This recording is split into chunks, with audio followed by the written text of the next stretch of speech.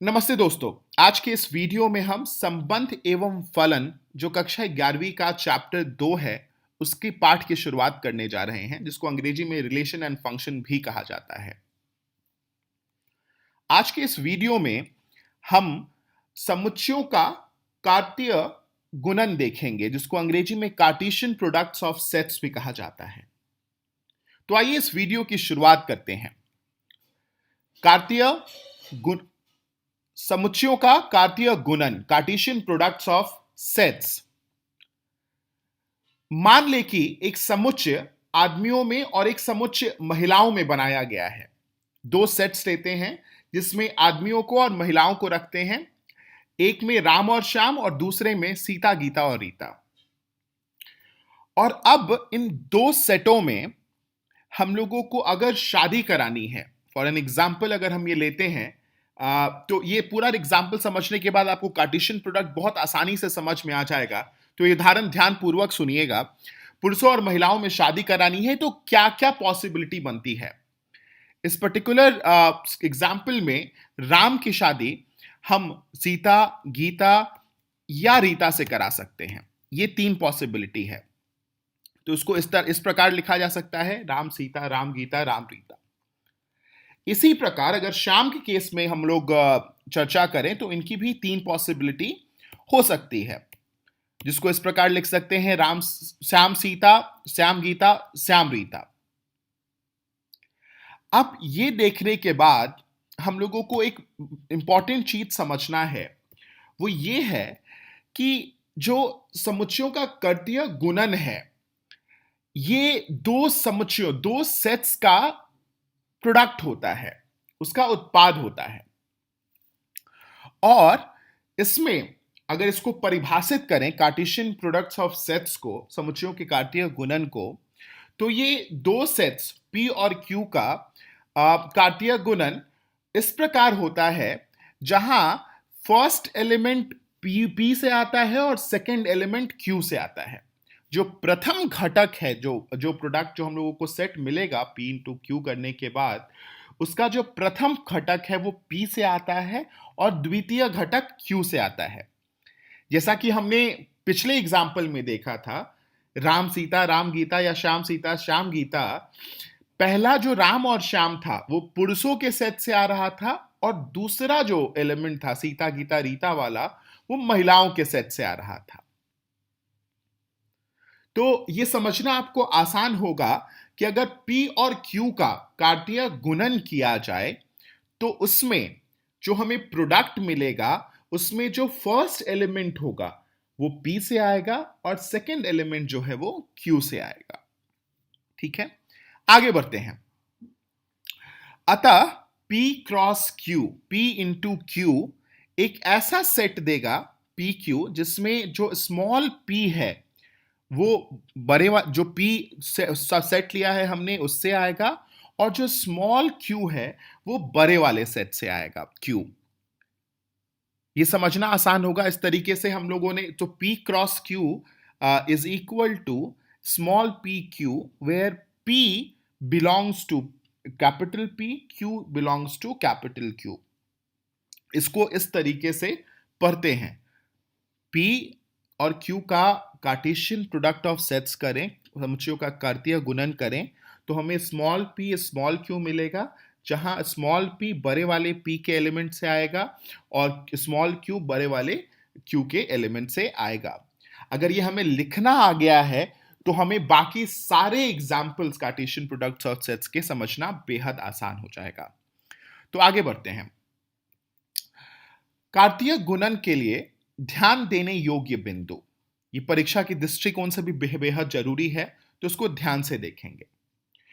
दो कृत्रिम युग समान होते हैं यदि संगत प्रथम घटक समान हो और संगत द्वितीय घटक भी समान हो। दोस्तों, हम लोग जो प्रोडक्ट हम लोगों को मिल रहा है उसमें कृत्रिम युगों को समान हम तब कहेंगे जब फर्स्ट एलिमेंट के बराबर हो और सेकंड एलिमेंट के बराबर हो। उदाहरण से आपको और बेहतर तरीके से समझ में आएगा, जैसे 2, 3 और 2, 4 एग्जाम्पल लिया है हमने, और अगर इसी युग में 3, 2 और 2, 4 लिया जाए तो प्रश्न ये उठता है कि अगर हम लोग पहला देखें 2 3 और नीचे वाला देखें 3 2, क्या इसको हम समान बोलेंगे? इसको हम समान नहीं बोलेंगे, क्योंकि प्रथम घटक में ऊपर वाले में 2 है और नीचे वाले में 3 है, और दूसरे वाले में 3 है और नीचे वाले में 2 है। ये दोनों समान नहीं है, इन दोनों को समान नहीं कहेंगे। वहीं दूसरा एग्जाम्पल देखें अगर, तो पहले में 2 है, नीचे वाले में भी 2 है पहला घटक, और द्वितीय घटक को देखें तो दूसरे वाले में भी 4 है और नीचे वाले में भी 4 है। तो ये दोनों समान होंगे, इसको हम समान कहेंगे। आइए कीर्तीय गुणन के लिए ध्यान देने योग्य बिंदुओं में कुछ और भी पॉइंट्स देखते हैं। अब अगर ए सेट है हमारे पास और उसको 3 बार गुना किया जाए, ए गुने ए गुने ए, तो उसमें अगर ए बी सी जो हमें मिलेगा वो तीनों कैपिटल ए जो ए सेट है उसके एलिमेंट्स के बराबर होगा। यहां ए बी सी एक क्रमित त्रिक कहलाता है, जिसको ऑर्डर्ड ट्रिपलेट कहते हैं। ठीक है, इसकी परिभाषा ध्यान रखना जरूरी है। अब दूसरे बिंदु को और देखते हैं कि अगर सेट ए को अपरिमित समुच्चय से हम लोग अगर उसका प्रोडक्ट लेते हैं तो हमें अपरिमित समुच्चय ही मिलता है। जैसे फॉर एन एग्जाम्पल, अगर सेट ए को इनफाइनाइट सेट से गुना किया जाए तो हमें इनफाइनाइट सेट मिलेगा। वैसे ही अब दूसरे बिंदु पे जाते हैं कि अगर किसी एलिमेंट ए और बी के एलिमेंट को मल्टीप्लाई करते हैं हम लोग, तो उसका गुणन ए सेट के उस नंबर का गुना बी सेट के उस नंबर का गुणन होता है। वो एग्जाम्पल के माध्यम से देखते हैं। अगर m 2 है, w 3 है, तो अगर हम लोग m गुने w करें तो 2 गुने 3 इक्वल टू 6 मिल जाएगा हम लोगों को। ये ध्यान रखना है इसमें कि ये सेट के एक एलिमेंट का गुणन दिखा रहा है दूसरे सेट के एक एलिमेंट के गुणन से। तो ये सिंपल मल्टीप्लिकेशन हो जाता है, जहां 2 गुने 3 6 मिल जाता है हमें, है ना। तो जैसे n ए का nth एलिमेंट की बात हो रही है, तो वो हम लोग वही वैसे ही n का b एलिमेंट के nth एलिमेंट की बात हो रही है, तो वो हम लोगों को 6 मिल जाता है। अब कुछ उदाहरण बनाते हैं। जितनी बिंदुओं को हमने देखा वो उदाहरण बनाते हैं। जैसे हमने ये देखा था कि दो समुच्चयों को बराबर हम लोग तब बोलते हैं जब उसके हर एलिमेंट प्रथम घटक भी बराबर हो और दूसरे घटक भी बराबर हो, और उसी पे आधारित ये उदाहरण है। x + 1 y - 2 ये 3/1 के बराबर है, तो इसमें x और y का मान ज्ञात करना है।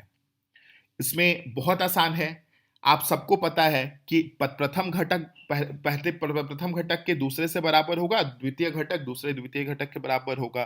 तो आइए बराबर कर देते हैं और देखते हैं कि कैसे निकलेगा इसका मान। तो x + 1 = 3, तो x की वैल्यू क्या हो जाएगी? 3 - 1, 1 इधर जाएगा, माइनस बन जाएगा तो 2 हो जाएगा। ठीक उसी प्रकार y - 2 = 1 है, तो इसमें हम लोग -2 को उधर ले जाएंगे तो प्लस हो जाएगा, 1 + 2 3 हो जाएगा, तो y = 3। तो x = 2 हो जाएगा, y = 3 हो जाएगा, और यही हमारा आंसर होगा। आइए दूसरा उदाहरण देखते हैं। इसमें यदि P एक सेट है जिसमें A B C एलिमेंट है और Q एक दूसरा सेट है जिसमें R एलिमेंट है, तो ज्ञात कीजिए कि P और Q का कार्टेशियन प्रोडक्ट क्या होगा और Q और P का कार्टेशियन प्रोडक्ट क्या होगा, कार्तीय गुणन क्या होंगे। तो आइए सबसे पहले P गुने Q का हम लोग निकालने की कोशिश करते हैं, कार्टेशियन प्रोडक्ट। तो जैसा कि आप लोगों को पता है, जैसे आपको राम और श्याम और सीता गीता रीता वाले उदाहरण को ध्यान कीजिए। आपने क्या किया था, श्याम के साथ सारे एलिमेंट को लिख दिया था दूसरे के, और फिर सीधे राम के साथ भी वही किया था। तो यहां भी यही करेंगे, ए के साथ आर को लिख देंगे, ठीक है। वैसे ही ठीक बी के साथ आर को लिख देंगे, सी के साथ आर को लिख देंगे, और यहां पे हमारा कार्टेशियन प्रोडक्ट मिल जाएगा। ध्यान रखने की बात यह है कि इसमें P और Q के कार्टेशियन प्रोडक्ट की बात हो रही है, तो पहला एलिमेंट P का आएगा, ना कि Q का। ये बेहद जरूरी है, ये अमूमन बच्चों से गलतियां होती हैं, ये गलतियां हमें नहीं करनी है। वहीं अगर Q गुने P की बात करें, तो अब Q में क्या है, पहला एलिमेंट R है, तो उसके अनुरूप हम लोग उसका कार्टेशियन प्रोडक्ट निकालेंगे। तो जैसे अगर R की बात करें हम, तो R A के साथ सबसे पहले लिखा जाएगा, फिर B के साथ पहले लिखा जाएगा, फिर C के साथ लिखा जाएगा, और इस तरीके से हमारा कार्टेशियन प्रोडक्ट निकल करके आ जाएगा। ध्यान देने योग्य बात यह है कि जो P गुने Q किया हमने और Q गुने P किया, ये दोनों जो कार्टेशियन प्रोडक्ट हमने किया, आमतौर पर अगर गणित की भाषा में देखें 2 गुने 3 इक्वल टू 3 गुने 2 होता है, मगर यहां ये दोनों इक्वल नहीं है। P क्रॉस Q और Q क्रॉस P समान नहीं है। तो ये चीज आपको ध्यान रखना होगा कि कार्टेशियन प्रोडक्ट, कार्तीय गुणन of P cross Q is not equal to Q cross P। आशा है इस बात को आप समझे होंगे और परीक्षा में विशेष तौर पे इसका ध्यान रखेंगे। ये भी कि P के अगर P गुने Q हो रहा है तो P का एलिमेंट पहले आएगा, Q का एलिमेंट बाद में आएगा, और साथ में P क्रॉस Q जरूरी नहीं है कि Q क्रॉस P के बराबर हो। ठीक है, आगे चलते हैं, एक और उदाहरण बनाते हैं। मान लीजिए कि सेट A का एलिमेंट 1 2 3 है, सेट B का एलिमेंट 3 4 है, और सेट C का एलिमेंट 4 5 6 है।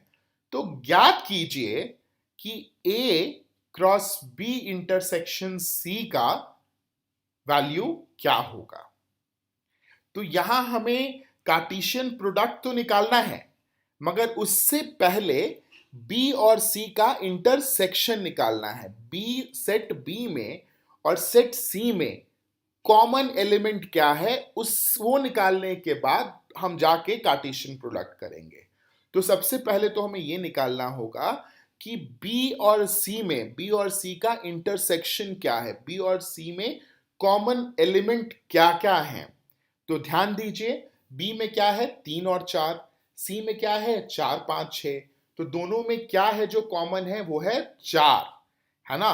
तो B और C का इंटरसेक्शन सेट क्या होगा, सिर्फ उसमें एक एलिमेंट आएगा और वो है 4।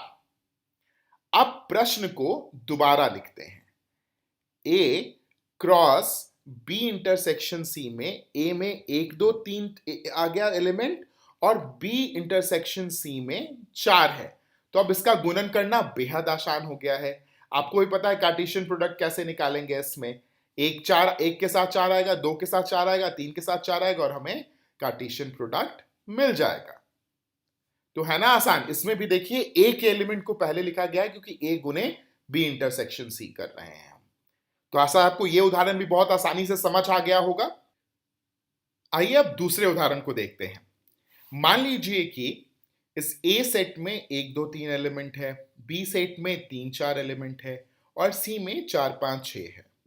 अब ज्ञात कीजिए कि A cross B intersection A cross C का वैल्यू क्या होगा। ध्यान दीजिएगा दोस्तों, ये पहले वाले प्रश्न से अलग प्रश्न है। इसमें हमें A cross B intersection A cross C करना है। तो पहले ए और बी का कार्टेशियन प्रोडक्ट निकालना है, फिर ए और सी का कार्टेशियन प्रोडक्ट निकालना है, और फिर देखना है कि दोनों में कॉमन कौन कौन से सेट हैं, है ना। तो आइए पहले ए क्रॉस बी निकालते हैं, ए और बी का कार्टेशियन प्रोडक्ट निकालते हैं। तो इसमें निकालने का विधि बहुत सिंपल है। ए 1 को 3 4 के साथ लिखेंगे तो 1 3 1 4 आ जाएगा, 2 को 3 4 के साथ लिखेंगे तो 2 3 2 4 आ जाएगा, 3 को 3 4 के साथ लिखेंगे तो 3 3 3 4 आ जाएगा, है ना। अब ए क्रॉस सी लिखते हैं। तो ए क्रॉस सी को लिखने के लिए बेहद आसान है। इसमें भी वही करेंगे, 1 को 4 5 6 के साथ लिखेंगे तो 1 4 1 5 1 6, 2 4 2 5 2 6, और 3 4 3 5 3 6 आ जाएगा। अब हमें ये देखना है कि इनका इंटरसेक्शन क्या होगा। तो अब ये देखना है कि तो इन दोनों में कॉमन बराबर कौन कौन है, बराबर जो हमारे एलिमेंट्स जो सेट के हैं वो कौन कौन है। तो देखिए 1 4 1 4 दोनों में है, 2 4 2 4 दोनों में है, 3 4 3 4 दोनों में है। तो अगर इसका इंटरसेक्शन निकालें तो हमारा 1 4 2 4 3 4 आएगा और यही हमारा आंसर होगा। ठीक है, आइए हम लोग अब दूसरे उदाहरण पे चलते हैं। यहां देखते हैं कि यदि ए सेट में 5-6 एलिमेंट हैं तो समुच्चय ज्ञात कीजिए ए गुने ए गुने ए। ऑर्डर्ड ट्रिपलेट की बात हमने जो करी थी, तो ए गुने ए सबसे पहले निकाल लेते हैं। ए गुने ए निकालना आसान है, 5 5 6 के साथ आ जाएगा, 6 5 6 के साथ आ जाएगा, तो ये एलिमेंट आ जाएगा हमारा 5 5 5 6 6 5 6 6। और फिर इसी में हम लोग ए गुने ए को फिर से एक बार ए से गुना कर देंगे। ठीक है, तो अब फिर से हमारे पास इस तरीके से हम इसे लिख सकते हैं 5 गुने 5 गुने 5। तो 5 गुने 5 5 और 6 के साथ आ जाएगा, 5 कॉमा 6 5 6 के साथ आ जाएगा, 6 कॉमा 5 5 6 के साथ आ जाएगा और 6 कॉमा 6 5 6 के साथ आ जाएगा। तो इस प्रकार हम लोग लिख सकते हैं और यही हमारा उत्तर होगा, है ना। तो इस तरीके से हम लोग ऑर्डर ट्रिपलेट भी निकाल सकते हैं। तो जितनी भी बातें हमने उदाहरण में पढ़ी थी, उस जितनी भी बिंदुएं हमने नोट करा था कार्टेशियन प्रोडक्ट का, उस पे आधारित उदाहरण हम लोग देख रहे हैं। एक और उदाहरण देखते हैं और ये याद रखना भी बेहद जरूरी है। यदि R समस्त वास्तविक संख्याओं का समुच्चय है तो कार्तीय गुणन R क्रॉस R और R क्रॉस R का क्या निरूपित करेंगे। तो ये क्या निरूपित करेगा, R क्रॉस R और R cross R cross R, ये देखना बहुत जरूरी है। देखिए इसे इस तरीके से लिख सकते हैं, ये हमें लिखना बहुत जरूरी है आना, क्योंकि परीक्षाओं में लिखने पर ही अंक मिलेगा हमें। तो ये कुछ इस प्रकार लिखते हैं, R मतलब रियल नंबर है ना। तो R क्रॉस R इस तरीके से होगा कि इसमें जो सेट्स बनेंगे वो एक्स वाई के होंगे और x भी रियल नंबर को बिलोंग करेगा और y भी रियल नंबर को बिलोंग करेगा। उसको इस प्रकार लिखा जाता है कि R cross R equal to it will give a set X Y, जहां x R को बिलोंग करेगा और y R को बिलोंग करेगा। ठीक इसी प्रकार R क्रॉस R अगर हम लोग करें तो हमें 3 संख्याएं मिलेंगी x y z, और x भी रियल नंबर को बिलोंग करेगा, y भी रियल नंबर को बिलोंग करेगा और z भी रियल नंबर को बिलोंग करेगा। ठीक है, और इसी तरीके से इसको हम निरूपित करते हैं। आइए देखते हैं एक और उदाहरण। कार्तीय गुणन A क्रॉस A में 9 अवयव हैं, 9 एलिमेंट्स हमारे निकल करके आते हैं इसमें, जिसमें -1 0 और 0,1 भी हैं। तो ज्ञात करना है हमें कि A क्रॉस A के शेष एलिमेंट्स क्या होंगे, अवयव क्या होंगे। ठीक है, तो बेहद आसान है। A क्रॉस A में हम लोगों के 9 अवयव हैं, ठीक है, जिसमें 3 क्रॉस 3 हम लोग कर सकते हैं उसमें। तो NA में 3 है, तो एलिमेंट्स जो A में है वो डेफिनेटली 3 होंगे, -1 0 और 1। ठीक है, और इस प्रकार हम लोग इसको परिभाषित कर सकते हैं कि x y belongs to A, y belongs to A. -1 0 और 1 में ही कोई ना कोई एक चीज होगा ये, क्योंकि A क्रॉस A किए हैं, दोनों सेम सेट है। तो इस वीडियो में हमने क्या सीखा ये देखते हैं दोस्तों। इसमें हमने समुच्चयों का कार्तीय गुणन देखा। आप सभी से अनुरोध है कि एनसीईआरटी का कक्षा 11 का पुस्तक लेकर के और चैप्टर 2 के एग्जाम्पल्स को बनाएं और सवालों को बनाएं इससे रिलेटेड टॉपिक के। और अगले वीडियो में जो टॉपिक हम पढ़ेंगे वो संबंध होगा, रिलेशन होगा, और उसमें हम लोग रिलेशंस के टॉपिक को समझेंगे और उससे रिलेटेड एग्जाम्पल्स भी बनाएंगे। धन्यवाद।